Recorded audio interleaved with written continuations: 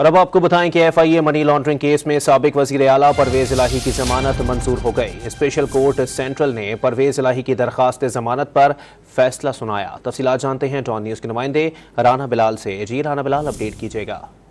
لاہور کی special court central نے FIA money laundering کے مقدمے میں سابق وزیر اعلیٰ پنجاب پرویز الہی کی ضمانت منظور کر کے ان کو رہا کرنے کے احکامات جاری کر دیے ہیں۔ اسپیشل کورٹ سینٹرل کے جج نے دلائل مکمل ہونے پر پرویز الہی کی درخواست ضمانت پر یہ فیصلہ سنایا ہے۔ پرویز الہی کی جانب سے رانا انتظار ایڈوکیٹ عدالت میں پیش ہوئے تھے اور ان کی جانب سے عدالت میں یہ موقف اختیار کیا گیا تھا کہ یہ اسی نوعیت کا کیس ہائی کورٹ سے خارج ہو چکا ہے اور اب حکومت جو ہے وہ سیاسی بنیادوں پر انتقام کا نشانہ بنانے کے لیے پرویز الہی اور ان کی فیملی کے خلاف جھوٹے اور من گھڑت کیس بنا رہی ہے۔ اب پرویز الہی سے کسی قسم کی کوئی ریکوری نہیں ہونی، لہٰذا ان کی ضمانت منظور کی جائے۔